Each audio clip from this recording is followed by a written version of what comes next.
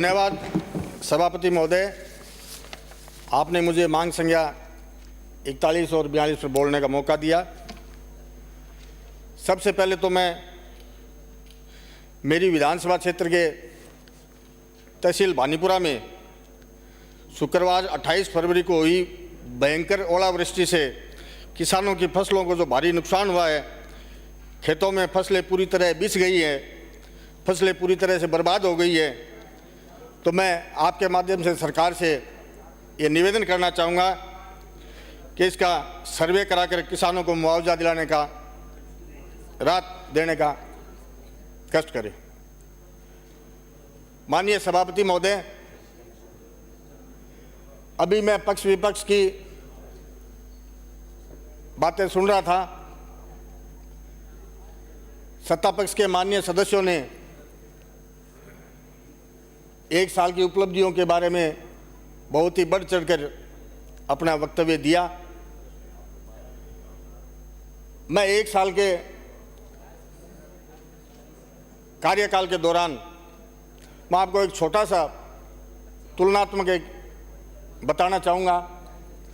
माननीय सभापति जी, मैं दिसंबर 22 में उपचुनाव में चुनकर इस सदन में आया था और नवंबर 23 में आम चुनाव हो गए। मुझे लगभग 8-9 महीने ही काम करने का मौका मिला।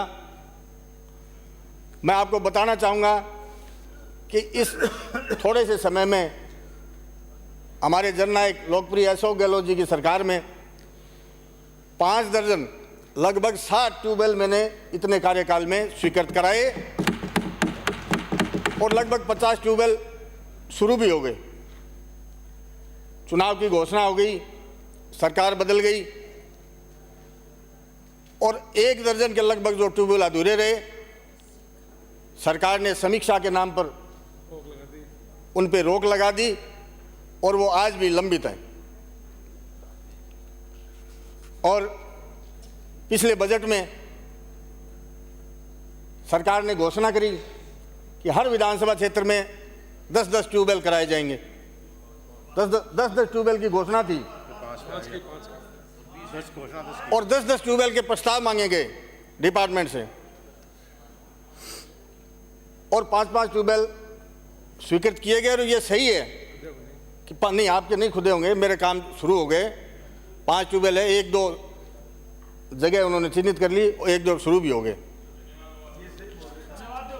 नहीं, जो हुआ है जो तो है, ये जो हकीकत है।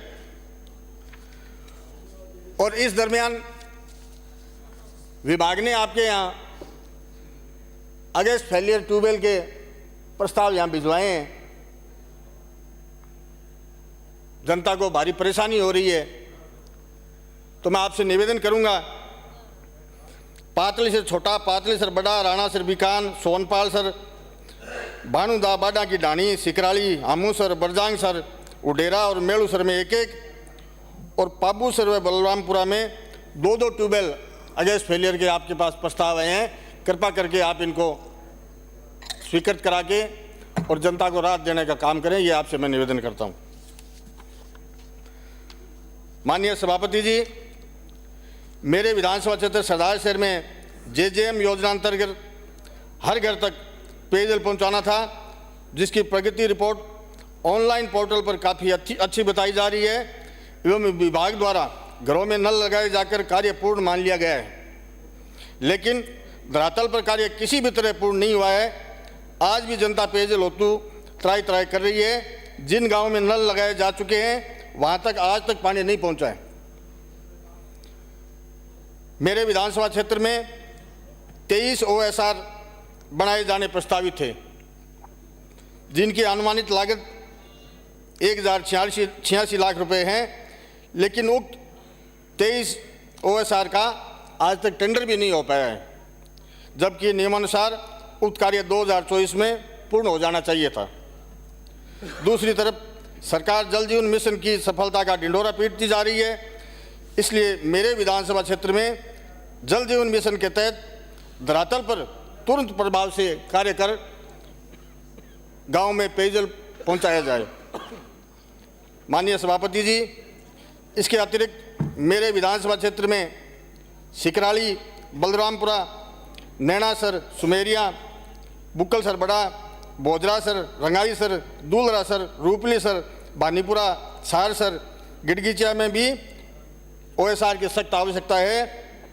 ग्रामवासियों द्वारा बार बार पेयजल हेतु OSR बनाए जाने की मांग की जा रही है, इसलिए इन गांवों में नए OSR हेतु स्वीकृति जारी करवाई जाकर बजट आवंटन किया जाए।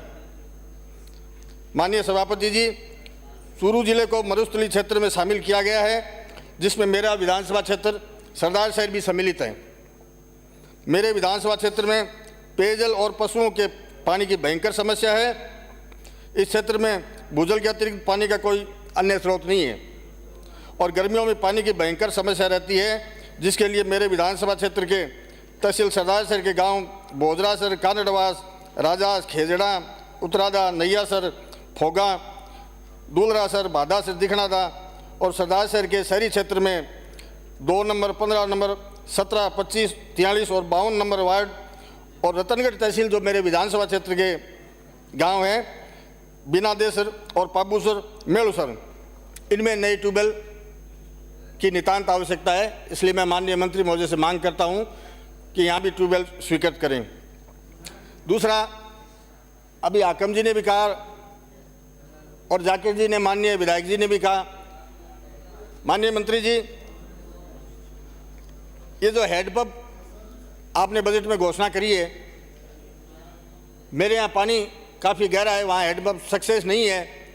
इसलिए मैं आपसे निवेदन करूँगा कि हैंडपंप की जगह सिंगल फेज ट्यूबवेल, चूँकि डिपार्टमेंट ने ये बंद कर दिए हैं, और सिंगल फेज ट्यूबवेल की सबसे बड़ी समस्या है कि न तो PHD ने इसको मना कर दिया, न पंचायतें न नगरपालिका उनका बिल भरती है, न रख रखाव करती है। तो इसमें कोई आप ऐसा रास्ता निकालें जहाँ ज़रूरत हो। हम विधायक कोटे से भी सिंगल फेज ट्यूबवेल दे सकते हैं, लेकिन उसका रख रखाव और जहाँ बिल की बात आती है वहाँ समस्या, मेन समस्या वहाँ आती है। इसलिए ये भी आपसे निवेदन करना चाहूँगा कि इस पर भी आप गंभीरता से गौर करें। दूसरा, माननीय सभापति जी, धन्नासर से सरदार शहर की सप्लाई के लिए मुख्य पाइपलाइन जो 1100 mm डाया जो 25 साल पहले बिछाई गई थी, इसका डिजाइन पीरियड भी पूर्ण हो चुका है। पाइपलाइन जगह जगह से लीकेज हो चुकी है, कुछ जगह हाईवे के नीचे आने के कारण रिपेयर नहीं हो रही है। सरदार शहर की पेयजल सप्लाई की लाइफलाइन कही जाने वाली पाइपलाइन हेतु इस कार्य को आगामी बजट में शामिल कर स्वीकृति दिलाने का श्रम करें। माननीय सभापति जी, मेरे विधानसभा क्षेत्र सरदार शहर में गत सरकार द्वारा सिंचाई हेतु नहरी क्षेत्र में 58 गांवों के रकबे को सिंचित क्षेत्र में शामिल किया गया था। बस आधे मिनट में सभापति जी, मेरे विधानसभा क्षेत्र में विस्तृत कृषि भूभाग है, जिसके सिंचित क्षेत्र होने से कृषि आय में बढ़ोतरी होगी और प्रदेश अन्न के क्षेत्र में आत्मनिर्भर बनेगा तथा कृषि उत्पाद के निर्यात में राज्य सरकार की GDP में आशातीत बढ़ोतरी होगी। वर्तमान में इस कार्य में कोई प्रगति नहीं हुई है, ना तो उक्त नहरी रकबे को बढ़ाने हेतु DPR तैयार हुई और न ही खाला व नहर निर्माण हेतु विभाग द्वारा आज तक कोई प्रस्ताव तैयार किया गया है। इसलिए मैं अपनी क्षेत्र में पूर्ववर्ती सरकार द्वारा घोषित सिंचित रकबे के अनुसार DPR तैयार करने, नहर एवं खाला निर्माण करने हेतु स्वीकृति जारी एवं बजट आवंटित करने की मांग करता हूँ। बहुत बहुत धन्यवाद।